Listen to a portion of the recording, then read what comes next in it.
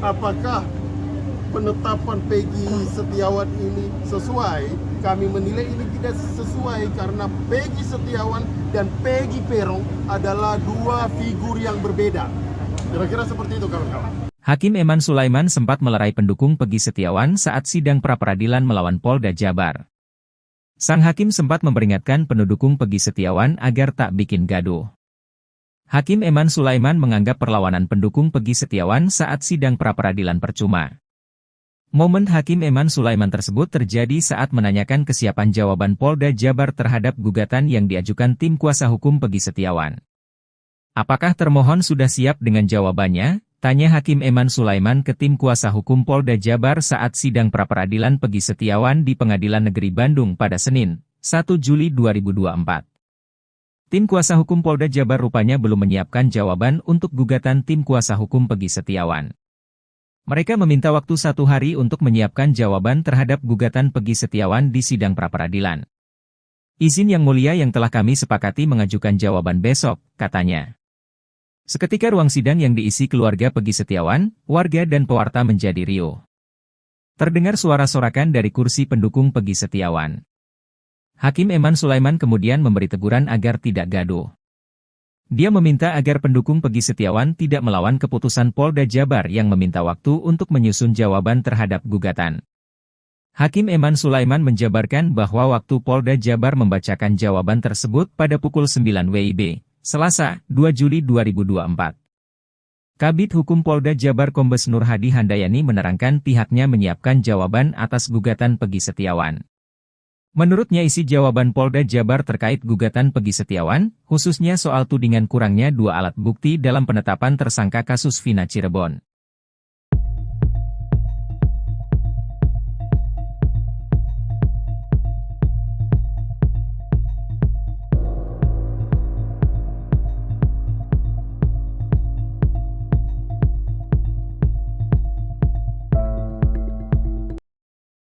Misteri hilangnya RT Abdul Pasren di kasus Vina Cirebon akhirnya terkuak. Pihak Pasren akhirnya bersuara setelah beberapa waktu kemarin warga unjuk rasa demi mencari Pasren yang disebut menghilang. Mantan RT Pasren ini diketahui menghilang ketika kasus Vina Cirebon mencuat.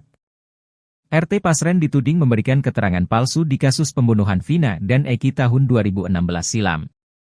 Kesaksiannya ini membuat 5 pemuda di kampungnya terjerat pembunuhan Vina dan Eki hingga divonis penjara seumur hidup. Para terpidana ini membantah ada di lokasi kejadian pada malam kematian Vina dan Eki. Justru di malam itu ada di rumah Pak RT Pasren. Dalam kesaksiannya Pasren membantah itu hingga para kuli bangunan itu dipenjara karena tak punya alibi bahwa dia berada di rumah Pak RT di malam itu. Atas hal ini warga meminta RT Pasren jujur agar apa adanya, namun keberadaannya hilang ketika kasus Vina ini mencuat. Setelah sekian lama menghilang dan bungkam, pihak RT Pasren akhirnya bersuara. Kuasa hukum Abdul Pasren, Pitra Romadoni Nasution menjelaskan bahwa Pasren dalam kasus Vina ini tidak melarikan diri. Tetapi hanya ingin suasana yang aman dan nyaman dari perilaku intimidasi. Pitra menjelaskan bahwa kliennya itu merasa diintimidasi dalam perkara kasus Vina Cirebon ini. Intimidasi yang dialami Pasren ini dibuktikan dengan adanya aksi unjuk rasa pada malam hari. Ia juga menyoroti adanya bukti para warga yang membawa poster bertuliskan, "Dicari RT Pasren," selama aksi tersebut. Sehingga kliennya sulit hidup tenang kalau terus-terusan seperti ini.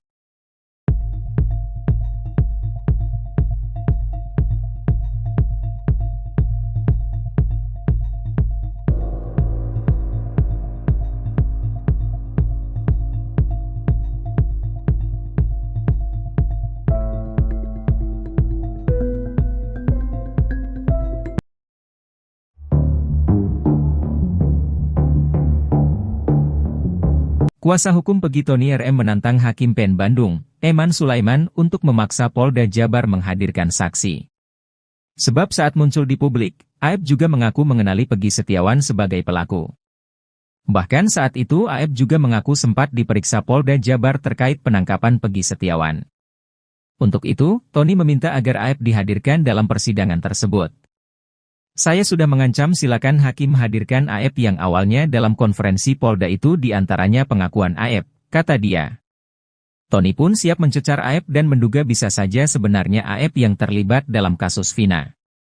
Kami akan cecar Aep, siapa tahu jangan-jangan Aep terlibat, kata dia. Tak hanya Aep, Tony RM juga meminta hakim untuk mendatangkan terpidana Sudirman. Sudirman diduga merupakan terpidana yang mengaku mengenali Peggy Setiawan. Menurut kakaknya, Beni Indrayana, Sudirman sekolah di SD yang bersebelahan dengan Peggy. Tony pun berharap agar dua saksi itu bisa dihadirkan dalam persidangan. Jadi hanya dua itu, yaitu keterangan Aep dan terpidana Sudirman, silakan hadirkan pasti kami cecar, jelasnya. Namun jika Polda Jabar tak bisa menghadirkan keduanya, ia meyakini kalau adanya dugaan rekayasa saksi itu benar adanya. Sehingga keputusannya tidak dihadirkan, kami menduga rekayasa saksi-saksi itu adalah benar, kata Tony.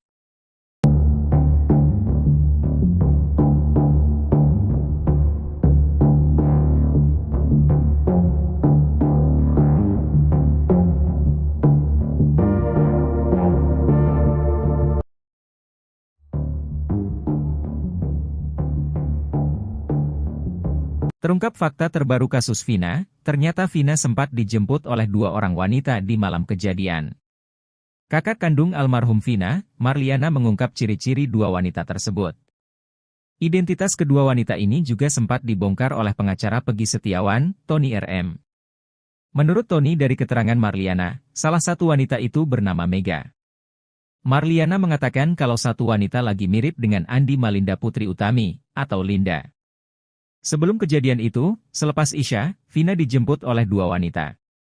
Posisinya di jalan yang pergi sama adik saya itu waktu itu perempuan, gak tahu siapa. Perempuan gonceng 31 motor, kata Marliana dikutip dari YouTube Uya Kuya, Senin, 1 Juli 2024.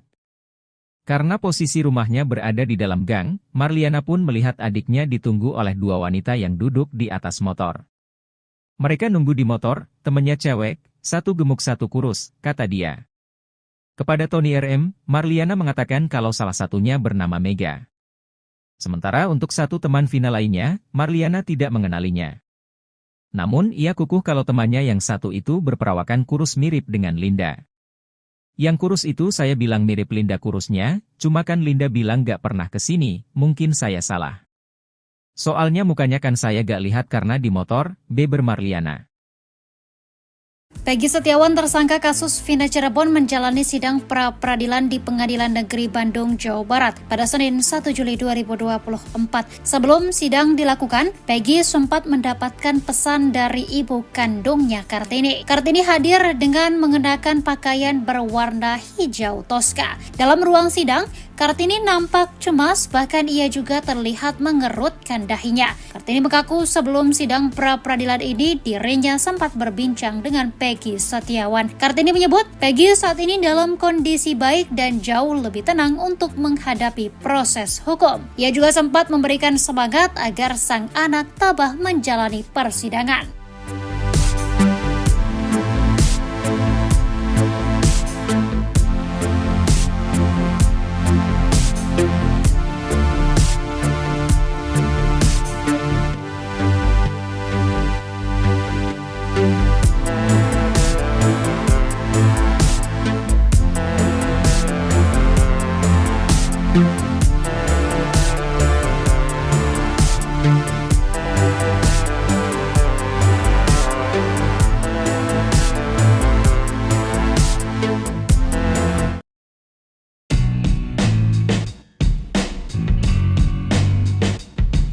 Kemenangan Peggy Setiawan di pra-peradilan, menurut Tony RM tampaknya sudah di depan mata. Hal itu dikarenakan tim kuasa hukum Polda Jawa Barat tidak memiliki alat bukti berupa saksi yang menguatkan Peggy Setiawan sebagai tersangka. Pada sidang pra-peradilan hari ini, Senin, 1 Juli 2024, Polda Jabar mengatakan akan membawa saksi ahli satu orang dan dokumen. Alat bukti tersebut akan dihadirkan di lanjutan sidang pra-peradilan Peggy pada Kamis, 4 Juli 2024. Sementara tim kuasa hukum Peggy Setiawan akan menghadirkan alat bukti pada Rabu, 3 Juli 2024. Alat bukti yang akan dibawa ke persidangan yakni berupa saksi, saksi ahli, dan dokumen atau surat.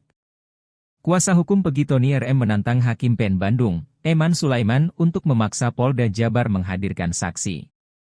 Sebab saat muncul di publik, Aep juga mengaku mengenali Peggy Setiawan sebagai pelaku.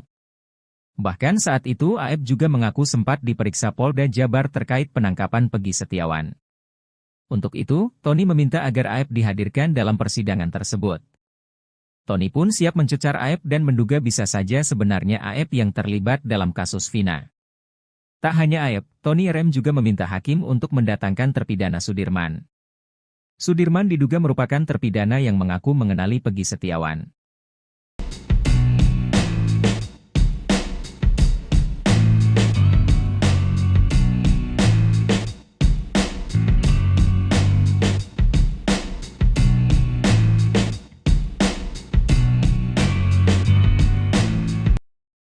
Keluarga terpidana kasus Vina Cirebon telah melaporkan Ketua RT Abdul Pasren kepada polisi. Hal itu setelah Abdul Pasren diduga membuat keterangan palsu dalam kasus kematian Vina dan Eki Cirebon pada tahun 2016 lalu. Tim kuasa hukum Abdul Pasren pun menanggapi laporan tersebut. Menurut mereka, laporan tersebut dapat menjadi ancaman pidana balik. Pitra Romadoni Nasution, salah satu anggota tim kuasa hukum Abdul Pasren menyatakan bahwa laporan yang dilakukan oleh keluarga terpidana merupakan upaya hukum yang sah untuk mengajukan peninjauan kembali ke Mahkamah Agung. Kami menilai itu hanyalah upaya hukum keluarga terpidana untuk membuat novum dalam mengajukan peninjauan kembali ke Mahkamah Agung, ujar Pitra saat menggelar konferensi pers di wilayah Cirebon, Senin, 1 Juli 2024. Namun, Pitra menegaskan bahwa laporan tersebut tidak dapat dijadikan novum jika tuduhan terhadap Abdul Pasren tidak terbukti. Tapi ingat, jangan laporan ke polisi ini dijadikan novum, tapi kenyataannya Pak Pasren ini tidak memberikan keterangan palsu, sebagaimana yang dituduhkan oleh mereka, ucapnya. Sehingga, lebih lanjut Pitra menjelaskan, konsekuensi hukum yang dapat dihadapi oleh pelapor jika laporan mereka dihentikan oleh kepolisian atau terbukti tidak cukup bukti. Maka, konsekuensi hukumnya akan berdampak kepada pelapor. Apabila laporan tersebut dihentikan oleh kepolisian atau tidak cukup bukti atau bukanlah tindak pidana, ingat konsekuensinya telah diatur di dalam Kitab Hukum Pidana sebagaimana disebutkan dengan laporan palsu atau fitnah dan pencemaran nama baik, jelas dia.